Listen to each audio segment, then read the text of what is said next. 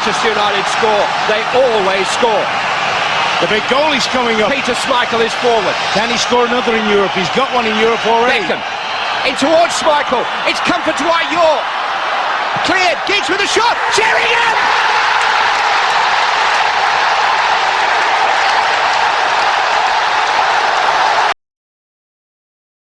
ሰላም እንደምን አመሻችሁ። ይህ ዩናይትድ ተከታዩ ኔልሶን ተስፋዬ ነኝ።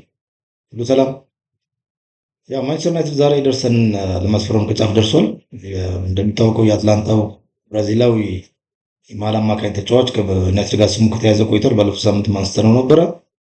ዛሬ ግን በግልና በ5 ዓመት ኮንትራት የግል ደሞዝ ጥቅም ላይ ማንቸስተር ዩናይትድ ጋር እንደጨረሰና ከ38 እስከ 40 ሚሊዮን ፓውንድ ድረስ ለአትላንታ የፍያ ዋጋ እንደሚጠይቅበት ተዘግቧል። በተለይ ደግሞ ማንቸስተር ዩናይትድ አሁን በሚያደርገው የተጫዋቾች የማጥጫዎች ግዢ ላይ ክረምቱ የዓለም ዋንጫ ከመጀመሩ በፊት ማቲያስ የኤደርሰን ማስፈረም ጉዳይ ቶሎ ብሎ ለመጨረስና ከዛ በኋላ ኤሊት የሚባል የዚህ ሚድፊልደር ቦታ ላይ በተለይ የእንግሊዝ አማካኝ ኖቲንግሃም ፎረስት ተጫዋች ኤሊት አንደርሰንን የማስፈረም ዘመቻ ይቀጥላል ተብሎ ይታሰባል። አክቹዋሊ ዛሬ በሚወጡ ዘገባዎች ኤሊት አንደርሰን ከዩናይትድ በተሻለ ለሲቲ የመፈረም እድሉ ሰፊ ነው እየተባለ ነው ያለው። ያው ከዚህ በፊት እንኳን ጋርዲዮላ በሚወጣበት ዘመን ላይ ከዚህ በኋላ ሲቲ ተጫዋቾች መስፈረም እንዳይጠበብ ነው ብለን ነበረ። ግን አሁንም ስቲል እንግዲህ ኤሊት አንደርሰን ከዩናይትድ የተሻለ ለሲቲ የመፈረም እድል ተብሏል። ማንቸስተር ዩናይትድ ግን የመጀመሪያውን የዚንግ ዙር ክረምት ተጫዋች ኤደርሰንን ከአትላንታ የማስፈረም ጉዳይ ኦልሞስት ያለቀ ጉዳይ ነው ይሆናለው። ያው ለካሪክም የመጀመሪያው ቋሚ ተሰልጣኝ ብሎ ከተሾመ በኋላ የመጀመሪያ ፈራሚ ነው የሚሆነው። በዚህ ሳምንት ውስጥ የዚህ አትላንታና ማንቸስተር ዩናይትድ ያለውን ነገር ይጨርሳል ተብሎ ይጠበቃል። ይሄ ደግሞ ለማንቸስተር ዩናይትድ ጥሩ እድል ነው። ምክንያቱም ወደ ቀጣይ የመሀል ተጫዋቾች ማስፈረም ጉዳይ ላይ ያዞራል ማለት ነው። ምክንያቱም በዚህ ሰዓት ላይ ያው ፕሪሚየር ሊጉ ብዙ ተጫዋቾችን የሚያዘውሩበት ሰዓት ላይ ነው የምንገኘው። በዛ ላይ ደግሞ የዓለም ዋንጫ ከመገናኘቱ አንፃር ዓለም ዋንጫ ላይ ያው ተጫዋቾች ጥሩ ፐርፎርማንስ ሲያደርጉ ያው ዋጋቸው ስለሚጨምር ማንቸስተር ዩናይትድ አሁን እንግዲህ ያው ኤደርሰን ካስፈረመ ምንም እንኳን ኤደርሰን ያው ካቴጎሪ ቢ ውስጥ ነው። ምክንያቱም የመጀመሪያ የማንቸስተር ዩናይትድ ፕራዮሪቲ የኤሊት አንደርሰን ማስፈረም ነው፣ ወይ ደግሞ ቶናሊን ወይ ቹዋሜኒ ከሪያል ማድሪድ ነው። ካቴጎሪ ቢ ውስጥ ደግሞ ያሉት እንደነ ኤደርሰን፣ ማቲያስ ፈርናንዴዝ የዌስት ሃሙ፣ የካርሎስ ባሌባ ብራይተን ኤንድ ሆቭ አልቢዮን፣ ከዛም ደግሞ ያው እንደነ አዳም ዋርተን የክሪስታል ፓላስ አይነት ነው። ዞሮ ዞሮ ግን ኮንግራ ማንቸስተር ዛሬ እንግዲህ እሱን ተጫዋች ኤደርሰንም ጉዞ ኦልሞስት ጨርሷል።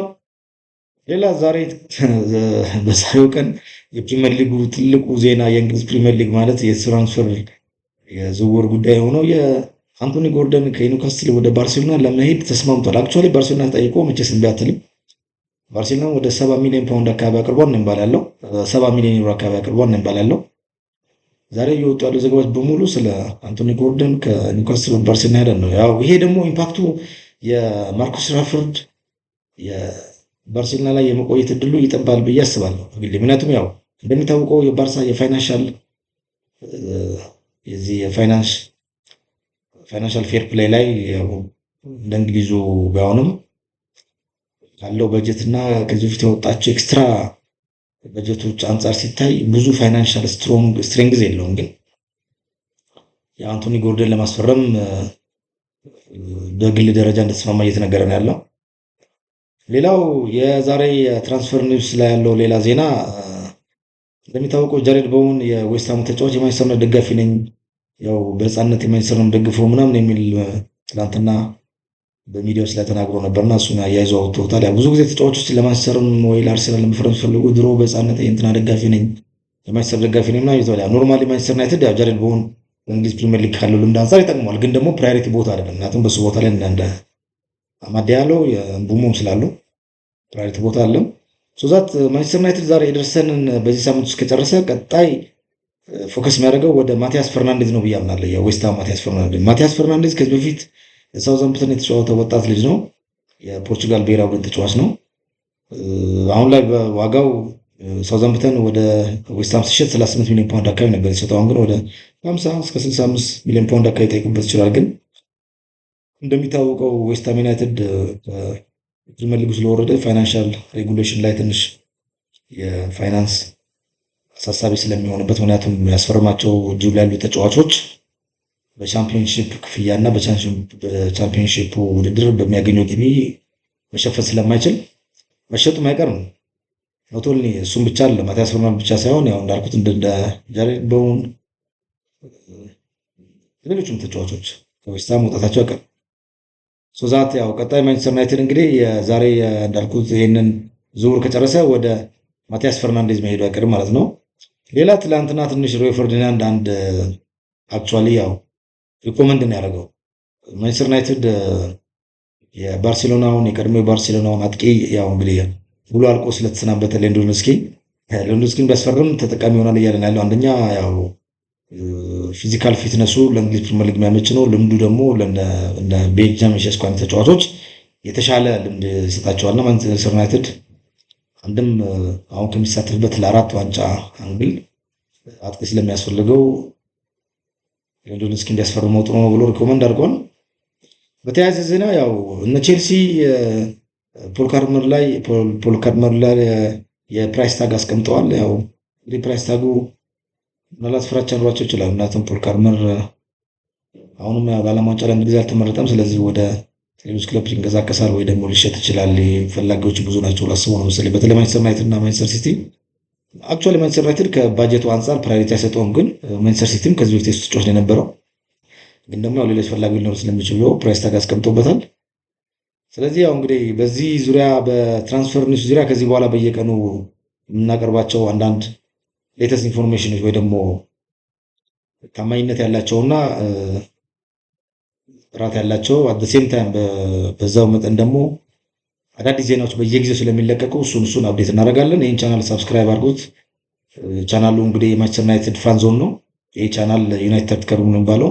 በተለይ ማንቸስተር ዩናይትድን በተመለከተ በደንብ እናወራበታለን። ምክንያቱም ዲስ ኢዝ ዘ ታይም አሁን ማንቸስተር ዩናይትድ ኢዝ ባክ ብያለሁ። ምክንያቱም አሁን በዚህ ሰዓት ላይ ማንቸስተር ዩናይትድ የተሻለ ግዢዎችን ይፈጽማል። በተለይ በአማካኝ ተጫዋቾች አንድ 3 ተጫዋች አማካኝ፣ የመሀል ተከላካይ መፈረሙ አይቀርም። የግራ ክንፍ ተከላካይም እንደዛ እነ ሉክሾ ቦታ አስተማማኝ ቅያሬ ያስፈልጋቸዋል። ምክንያቱም አሁን የምንወዳደርበት ውድድር ወደ 4 ውድድሮች ነው እንዳልኩት። ቻምፒየንስ ሊግ ውድድር አለ፣ ፕሪሚየር ሊግ አለ፣ ኤፍ ኤ ካፕ አለ፣ ካርሊንግ ካፕ አለ። ስለዚህ በአሁን ባለው ስኳድ ብቻ በዛ ላይ የሚወጡ ተጫዋቾች አሉ እንደነ ማኑኤል ኡጋቴ ይወጪዋል ብለን ነው የምናስበው። ምክንያቱም አሁን ባለው ያው ማይክል ካሪክ አንድ 14-15 ጨዋታ ባየነው ኡጋቴን ብዙ እየተጠቀመታለን። በተጠቀምበት ሰዓት ላይ ደግሞ ያው አመርቂ ውጤትም እያመጣ አይደለም። እንደነ ዘርክሲም ሊሄዱ ይችላል አይደል ነው። እኔ ባሄድ እመርጣለሁ ባይዘው ዘርክሲም እንኳን ምክንያቱም ሊንክ መሆን ይችላል፣ መሀል ላይ 10 ቁጥር መጫወት ይችላል፣ በብሩኖ ፈርናንዴዝ ቦታ መጫወት ይችላል፣ ከቤንች ተነስቶ ማለት ነው። አጥቂም ሆኖ መጫወት ይችላል እና እሱም ባልመርጥም ግን ያው የሚሄዱ ተጫዋቾች አሉ። ካስሚሮ ሄዷል። ያው ካስሚሮ ልምድ አለ፣ የካስሚሮ ብቃት አለና ስለዚህ እንደዚህን ግምት ስናስገባ በትንሽ 3 የመሀል አማካኝ ተጫዋቾች ያስፈልጉታል። በተለይ ኤሌት አንደርሰንን ላይ በደንብ ከማንቸስተር ሲቲ ጋር ተወዳድሮ ማሸነፍ አለበት ባይ ነኝ። ምክንያቱም ኤሌት አንደርሰን አሁን እንዳልኩት ያው ምንም እንኳን ከማንቸስተር ዩናይትድ የተሻለ ማንቸስተር ሲቲ አማራጭ አለው ቢባልም ዩናይትድም ደግሞ በተሻለ ክፍያና በተሻለ ጥቅማ ጥቅም ሊያመጣ ይገባል። ምክንያቱም አንዱም ከዕድሜ አንጻር ሁለቱም ፕሪሚየር ሊግ ፕሩቭን ነው፣ እንግሊዛዊ ተጫዋች ነው። ያ ደግሞ እንደሚታወቀው እንግዲህ ማንቸስተር ዩናይትድ ምንም በእንግሊዞች ተጫዋቾች ነው በፈርጊ ቤቢስ ላይ በነበረው ዘመን ወደ ተሻለ ብቃት የደረስ ነው በእንግሊዞች ተጫዋቾች ነውና ዘፈርጊ ቤቢስ እንደነ ቤካም፣ ስኮልስ፣ ጋሪ ኔቪል የመሳሰሉ ኒኪባት አይነቶችና ኮር መሆን አለበት። የእንግሊዝ ተጫዋቾች ኮር መሆን አለበት። በተለይ ማለት አሁን ኮቢ ማይኖ አጣማሪው የመጀመሪያ ተመራጭ አጣማሪው ኤደርሰንም በሉት ኢቨን ማቲያስ ፈርናንዴዝ ከዌስትሃም በሚመጣ እንደኔ ወርልድ ክላስ የሆነ ሴንትራል ሚድፊልድ ያስፈልገዋል። ኤሌት አንደርሰን እንኳን ማይሆን ከሆነ ቹዋመኒ መምጣት አለበት ከሪያል ማድሪድ፣ ካልሆነም ሳንድሮ ቶናሊ። ያው ሳንድሮ ቶናሊ ሞስት ፕሮባብሊ ከእድሜው አንጻር ብቻ ሳይሆን ዋጋው እርግጥ ኤሌት አንደርሰን ሊቀንስ ይችላል፣ ግን ደግሞ አርሴናል ይፈልገዋል። ባለፈውም በዚህ ውድድር ጥሩ ላይ አርሴናል ጠይቆት ነበር ለኒውካስትል። ያው ብዙ ኒውካስትል የዛኔ ቻምፒየንስ ሊግ ላይም ፕሪሚየር ሊግ ላይም እንደዚህ ከአውሮፓ ውጭ መሆኑን አላረጋገጠም እና የዛኔ አልሸጥም ብሏል። ዞሮ ቶናሊም ተፎካካሪ ክለቦች ይኖሩታል። እርግጥ ማቲያስ ፈርናንዴዝም አርሰናል ይፈልገዋል፣ ፓሪስ ሴን ጀርመን ይፈልገዋል፣ እንደነ ቶተንሃም ተጫዋቾች ክለቦችም ይፈልጉታል። ዞሮ ግን ያው የማንቸስተር ዩናይትድ ትልቁ ችግር ተጫዋች የማዘዋወር ችግር ላይ በጣም ይዘገያሉ። እንደሚታወቅ ከዚህ በፊት የነበረው ማኔጅመንቱ በጣም ነው ሌት ማለት ከማንቸስተር ጋር ማይጠቀስ ተጫዋች የለም፣ ግን ቶሎ የመፈረም ጉዳያቸው ላይ ብዙ ጊዜ ተጨቃጫቀን የነበረው ሰው አሁን ላይ እንደምንም ቶሎ ተብሎ የኤደርሰን ጉዳይ ከጨረሱ ያው ወደ ቀጣይ ወደ ኤሌት አንደርሰን ወይ ደግሞ ማቲያስ ፈርናንዴዝ መዞራቸው አይቀርም። በእኔ በኩል ይሄን ያለኝ ወቅታዊ ዜና። ቴንክ ዩ ቬሪ ማች። ይሄን ቻናል ሰብስክራይብ አድርጉት። አመሰግናለሁ። መልካም ምሽት።